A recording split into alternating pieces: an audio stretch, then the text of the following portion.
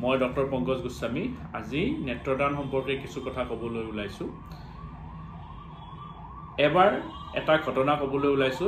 এখন মিটিঙত মোক নিমন্ত্ৰণ কৰা হৈছিল আৰু সেই মিটিংখনত কিছুমান দৃষ্টিহীন বা দৃষ্টি বাধাগ্ৰস্ত লোকক তেওঁলোকৰ পাৰফৰ্মেন্স বা তেওঁলোকৰ প্ৰতিভা বিকাশৰ সুযোগ দিয়া হৈছিল। দৃষ্টিহীন লোকসকলে কিছুমানে বহুত ধুনীয়া গান গাইছিল, কিছুমানে ভালকৈ নাচিছিল বা কিছুমানে মিউজিকেল ইনষ্ট্ৰুমেণ্ট যেনে পিয়ানো, গিটাৰ এইবিলাক বজাইছিলে। মই তেওঁলোকৰ প্ৰতিভা দেখি তবত মানিছিলোঁ, কাৰণ তেওঁলোকে আমি ভাল মানুহ, আমি নৰ্মেল মানুহবিলাকতকৈও দৃষ্টিহীন মানুহবিলাকৰ প্ৰতিভা অনেক বেছি আছিল। তেতিয়া মই তেওঁলোকৰ মাজত হোৱা কথোপকথন এবাৰ শুনিছিলোঁ। সেই কথোপকথনৰ কিয়দাংশ মই প্ৰকাশ কৰিব ওলাইছোঁ।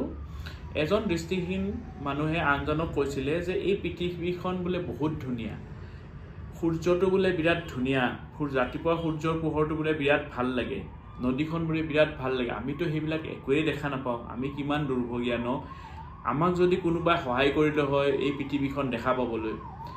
তেতিয়া এই কথাটোৱে মোৰ মনত গভীৰ ৰেখাপাত কৰিছিল আৰু লাহে লাহে মই এইটো কথা বুজিছিলোঁ যে আমি যদি এই দৃষ্টিহীন লোকসকলৰ কাৰণে কিবা এটা কৰিব পাৰোঁ, তেতিয়াহ'লে আমি কিমান ভাল কাম এটা হ'ব।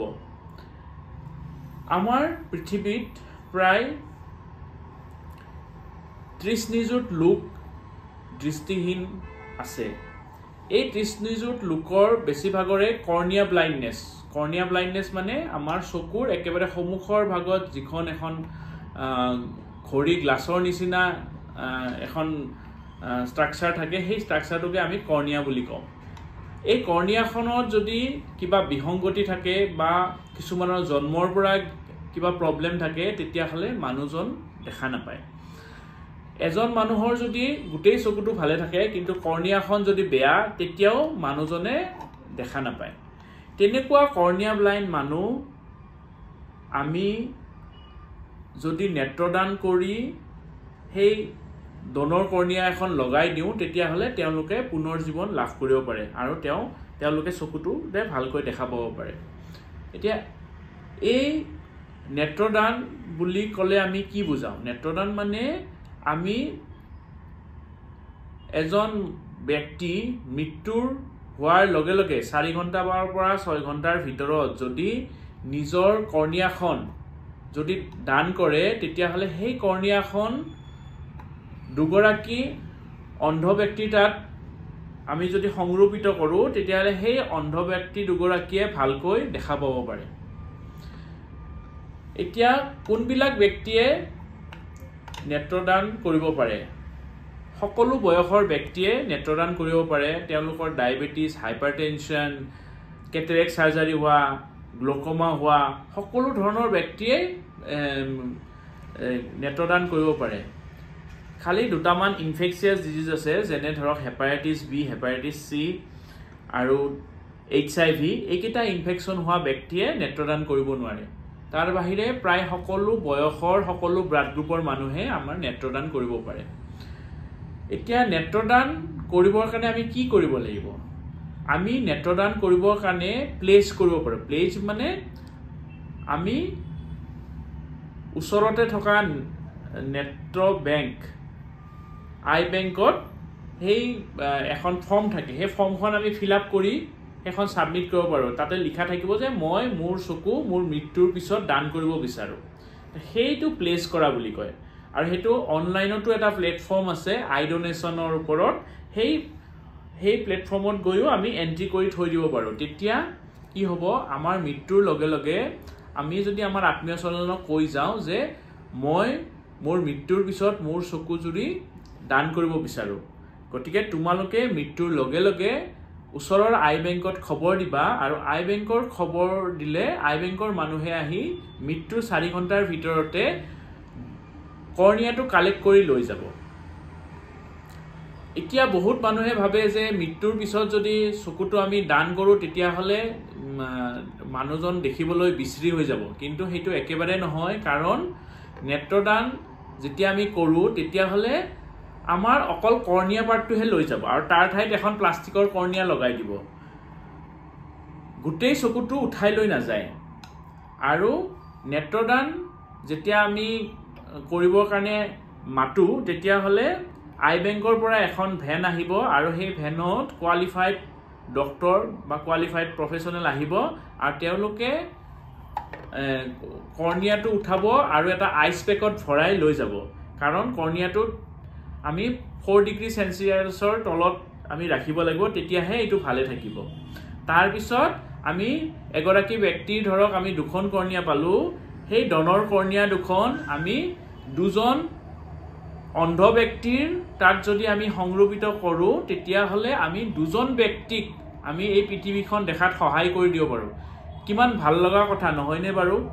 কাৰণ আমি জীয়াই থাকোঁতে যি কৰিলোঁতো কৰিলোঁ, মৰাৰ পিছত যদি আমাৰ চকুৰে যদি আমি 2জন অন্ধ ব্যক্তিয়ে যদি এই পৃথিৱীখন চাব পাৰে তেতিয়াহ'লে আমি নিশ্চয় এটা ভাল কাম কৰিছোঁ বুলি আমি নিজকে ভাবিব পাৰোঁ।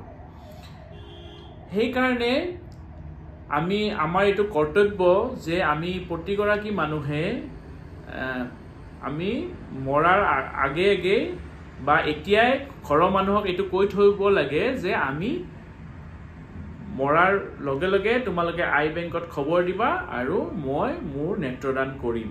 আৰু প্ৰত্যেকেই প্লেচ কাৰ্ডখনত যদি আমি আনি পেলাই যদি নিজৰ নামটো লিখি থৈ দিওঁ তেতিয়াহ'লে এইটো আৰু বেছি ভাল। এই উদ্দেশ্যটো আগত ৰাখি আমি প্ৰতি বছৰে 25 আগষ্টৰ পৰা 8 ছেপ্টেম্বৰলৈকে আমি নেত্ৰদান পষেক হিচাপে পালন কৰোঁ।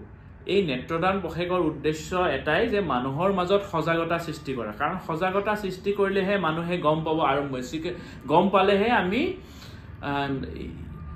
এৱাৰনেছ বাঢ়িব। এতিয়া আমাৰ অকল ভাৰততে প্ৰায় 12 লাখ লোক আছে যাৰ কৰ্নিয়াৰ ৰিলেটেড অন্ধতাৰ চিকাৰ হৈছে আৰু কৰ্নিয়াৰ ৰিলেটেড অন্ধতাৰ কাৰণে তেওঁলোকে দেখা নাপায়। কিন্তু আমাৰ ভাৰতত অকল 30,000ৰ পৰা 40,000 কৰ্নিয়াহে বছৰি আমি পাওঁ আই ডনেশ্যনৰ পৰা। সেইটো ছাফিচিয়েণ্ট নহয়, য'ত আমাৰ প্ৰতি বছৰে 2 লাখ কৰ্নিয়াৰ প্ৰয়োজন, কিন্তু আমি প্ৰতি বছৰে অকল 30,000 পৰা 40,000 কৰ্নিয়াহে পাওঁ। সেইকাৰণে আমি মানুহৰ মাজত এইটো জনপ্ৰিয় কৰিব লাগে যে আমি মৰাৰ পিছত, যিহেতু মৰাৰ পিছত আমাৰ চকুজুৰিৰ কোনো দৰকাৰ নাই, গতিকে আমি যদি এইটো প্লেচ কৰি থওঁ বা মানুহক কৈ থৈ দিওঁ যে মোৰ কৰ্নিয়াটো মই দান কৰিম, তেতিয়াহ'লে সেই কৰ্নিয়াটো 2জন অন্ধ ব্যক্তিৰ কামত আহিব আৰু সেই অন্ধ ব্যক্তি দুগৰাকীয়ে আমাক আশীৰ্বাদ দিব আৰু সেই অন্ধ ব্যক্তি দুগৰাকীয়ে পুনৰ জীৱন লাভ কৰিব আৰু তেওঁলোকে আমাৰ দেশৰ প্ৰডাক্টিভিটি ইনক্ৰিজ কৰাত বা প্ৰডাক্টিভিটি আমাৰ ঠিক কৰাত অৰিহণা যোগাব। সেইকাৰণে আহক আমি সকলোৱে নেত্ৰদান সম্পৰ্কে সজাগ হওঁ, সচেতন হওঁ আৰু আমি প্লেচ কৰোঁ আৰু ঘৰৰ মানুহক কৈ থওঁ যে আমি মৰাৰ পিছত মোৰ চকুটো যাতে দান কৰিব পাৰোঁ আৰু সোনকালে আই বেংকত খবৰ দিব লাগে। কাৰণ আমাৰ অসমতে বৰ্তমানলৈকে 4টামান বেংক আছে। গুৱাহাটী মেডিকেল কলেজত আছে, আছাম মেডিকেল কলেজ ডিব্ৰুগড়ত আছে, শিলচৰ মেডিকেল কলেজত আছে, যোৰহাটত জেউতি আই বেংক আছে, চন্দ্ৰবাবু আই হস্পিটেলত। গতিকে এই আই বেংকবিলাকত যদি আমি খবৰ লওঁ আৰু আই বেংকৰ নাম্বাৰটো আমি যদি লৈ পেলাই তাতে যদি ফোন কৰি দিওঁ তেতিয়াহ'লে আমাৰ কৰ্নিয়াটো কালেক্ট কৰি লৈ যাব আৰু আমাৰ নেত্ৰদান কৰাৰ যিটো প্ৰক্ৰিয়া সেইটো সম্পূৰ্ণ হ'ব। ধন্যবাদ।